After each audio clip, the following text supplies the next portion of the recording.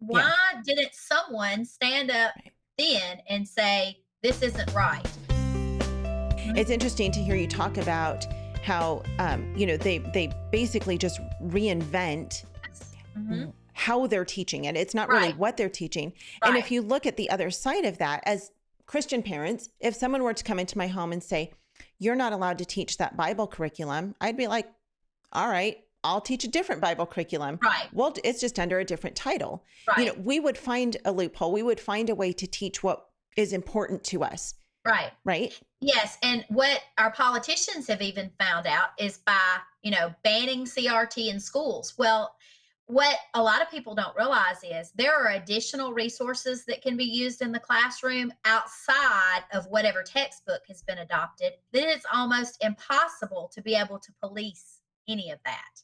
Yeah, So effectively, there's no way to remove any of it. And again, it goes back to you're not going to remove it because it's the foundation of the system. right. So, I'm a huge advocate for parents to educate themselves on the history of compulsory education so they understand, what they're going up against. Yeah. It's funny because a lot of, well, not funny, haha, but ironic, I should say. Yeah.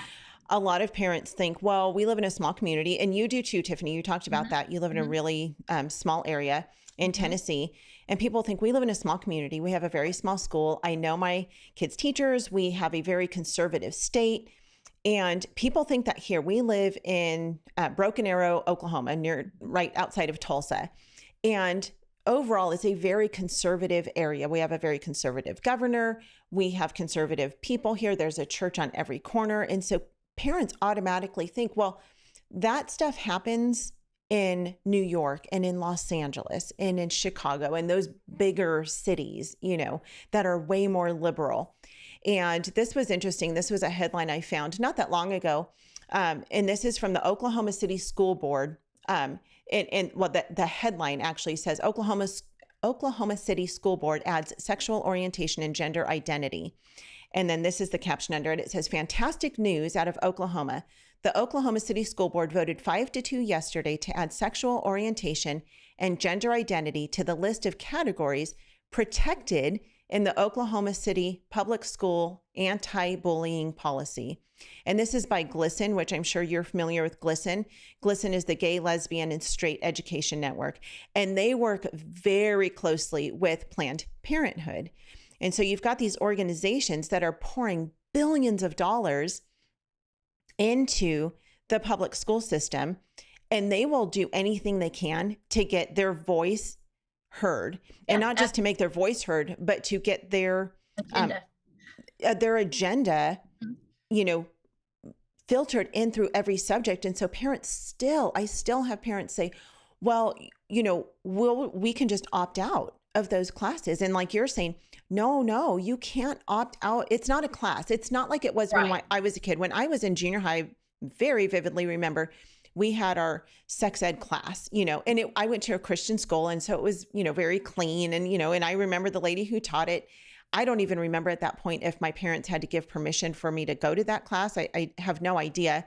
I would imagine that the school probably would have asked for their permission for me to be in that class. But it was kind of like an extracurricular class. I don't know. I think we did it during maybe our history class or science or something. I can't remember. Anyway, it was different back then. And even then I look back and I'm like, well, my parents should have taught me that, not my school, but my parents thought that that's what the schools do, right? Right. And so we could have opted out of that specific class, I think. But today they have incorporated Yeah. this into every subject: science, Right. history, language, arts. Mhm. It's everywhere. So parents can't get away from it. No, and I often get frustrated at the fact that, yes, what they're infiltrating into every aspect of education now is horrible. But Yeah. in the 80s, when creationism Yeah. and evolution were in battle, and it was adopted that evolution would be taught as fact, no one said a word. Right. And so parents should have been concerned about that when Right. that happened. And still today, if you pick up any textbook, you'll see evolution taught as fact. And as Christians, I often say, where's the Christian community? Yeah. Why didn't someone stand up Right. then and say, this isn't right?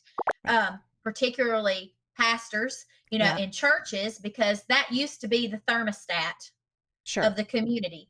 And so, and I've often said on my Free Your Children page that we need those voices, helping parents, speaking out, and helping parents understand that this isn't, if you're a Christian, this isn't okay. You can't expect your children to be in these indoctrination centers for, 40 plus hours a week, 40 plus hours a week. You can't expect them to come away from that unscathed because Right. of what they're being taught. If you're Right. being taught the very antithesis of the Bible Right. as truth, and then we wonder why we have so many young people, young adults falling away from the faith. It's because, like you Right. said, they're not trained and they're put into this situation. And our oldest son is active duty military currently, and so we know the training that he went through. And I think you're sending, and now, the stretch, the reach now is very intrusive because children are going to school as young as, 3. Yeah. Right. So, it starts early, even earlier than it ever did when you and I were in school. I think, maybe when I went to elementary school, I'm not even sure kindergarten was like half a day. Right. Yes. Yeah. Then.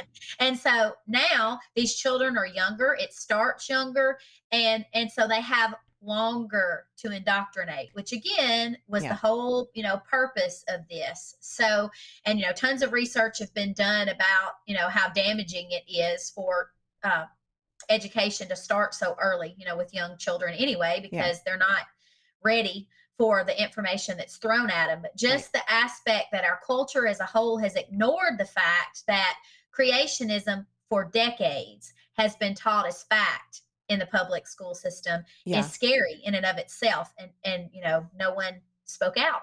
Right. Right. You mean evolution? Yes, evolution. Yeah. Yes, I'm sorry. Creation is fact. Yes, yes. They've taught evolution as Just to fact for clarify. decades. Yes, Yes. yes. Yeah. And, I think that back then, a lot of parents just thought, well, they're just like parents think today, they're going to church, Mhm, they're hearing truth at home. mhm. We're maybe reading the Bible together if you're a family who does that, which every family should do that. Of course, study God's word together. But they think my kids go to youth group, my kids go to church on Sunday morning. And so even if they're being taught evolution in the public schools, they know that that's not true. We actually had a friend years ago, and they had their child in public school. And I remember saying to them something about, well, are you not concerned about her being taught evolution? And she was probably 7 or 8 at the time. And he looked at his daughter and he said, who created the world? And she said, God. He said, see, she knows the truth. And I was like, oh my goodness, head explode. Like he just didn't Yes. understand really what was being Right, taught to her on a day-to-day basis. right. And it's so, so damaging.